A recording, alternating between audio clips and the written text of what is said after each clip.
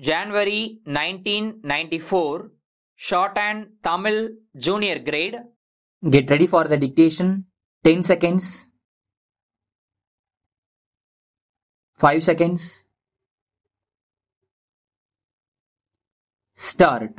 மாண்புமிகு பேரவை தலைவர் அவர்களே, மாண்புமிகு நிதி அமைச்சர் அவர்கள் அளித்துள்ள இந்த நிதிநிலை அறிக்கையை வரவேற்று மக்களுடைய வாழ்வு வளம் பெறுவதற்கான நல்ல பல திட்டங்கள் இதில் இருக்கின்றன என்பதற்காக தமிழக அரசை நான் பாராட்ட கடமைப்பட்டிருக்கிறேன்.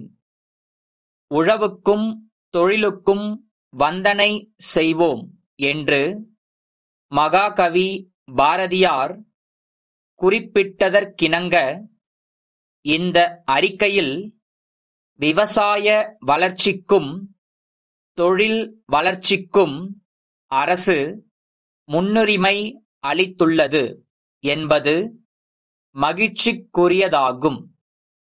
விவசாயத் துறையை பொறுத்தவரையில் அடிப்படை தேவையான நீர்ப்பாசன வசதியை செய்து தர வேண்டியது மிகவும் அவசியம் என்பதை கருத்திற்கொண்டு அரசு பல்வேறு நடவடிக்கைகளை மேற்கொண்டு வருகிறது.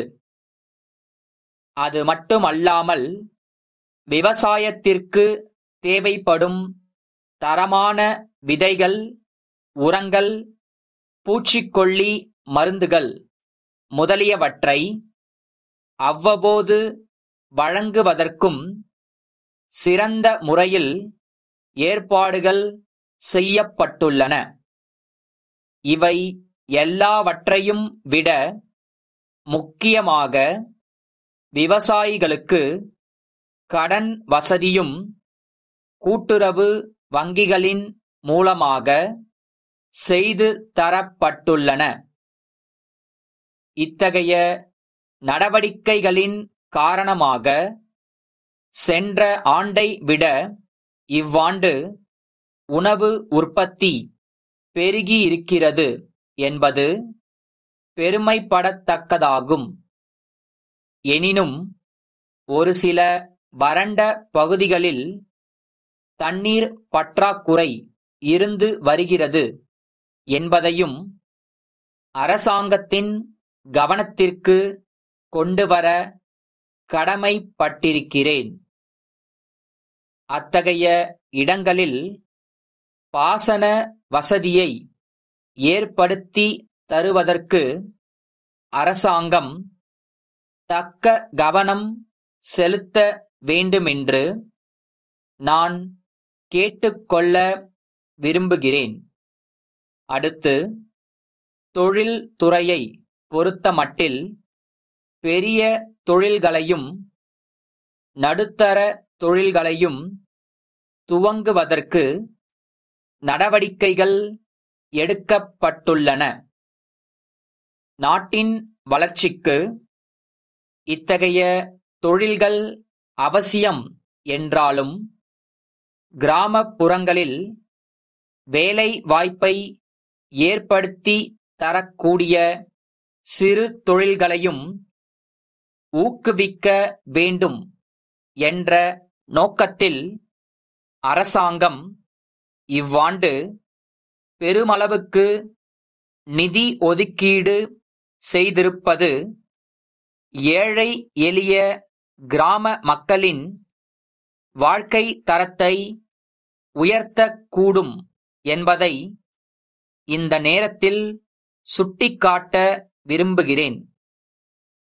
எந்தெந்த பகுதிகளில் என்னென்ன மூலப்பொருட்கள் கிடைக்கின்றன என்பதை கண்டறிந்து அதற்கேற்றவாறு தொழில்களை துவங்குவதற்கு நடவடிக்கை எடுக்க வேண்டுமென்று கேட்டுக்கொண்டு உரையை முடிக்கிறேன். மதுரை மேலமாசி வீதியிலுள்ள சபரி புத்தக வெளியீட்டாளர்கள், திருச்சிராப்பள்ளி பெரிய கடை தெருவிலுள்ள கற்பகம் புத்தக நிலையத்திற்கு 10/3/1992 நாளிட்டு எழுதிய கடிதம். அன்புடையீர், தங்கள் 2ஆம் நாளிட்ட கடிதத்தில் கேட்டுக் கொண்டதற்கிணங்க எங்களிடம் உள்ள புத்தகங்கள் பற்றிய விவரங்களும் விலை பட்டியலும் இத்துடன் இணைக்கப்பட்டுள்ளன. 50 ஆண்டுகளுக்கு மேல் நாங்கள் கல்வி நிலையங்களுக்கு தேவைப்படும் புத்தகங்களை வெளியிடும் பணியில் ஈடுபட்டுள்ளோம் என்பதையும், புகழ்பெற்ற பேராசிரியர்களை கொண்டு நூல்கள் தயாரிக்கப்படுகின்றன என்பதையும், அவற்றை நல்ல தாளில் சிறந்த முறையில் அச்சிட்டு வழங்குகிறோம் என்பதையும் நாங்கள் தெரிவித்துக் கொள்ளுகிறோம். தங்களுக்கு தேவைப்படும் புத்தகங்களை குறிப்பிட்டால் அவற்றை உடனே அனுப்பி வைக்க முடியும். தங்கள் பதிலை விரைவில் எதிர்பார்க்கின்றோம். தங்கள் நம்பிக்கையுள்ள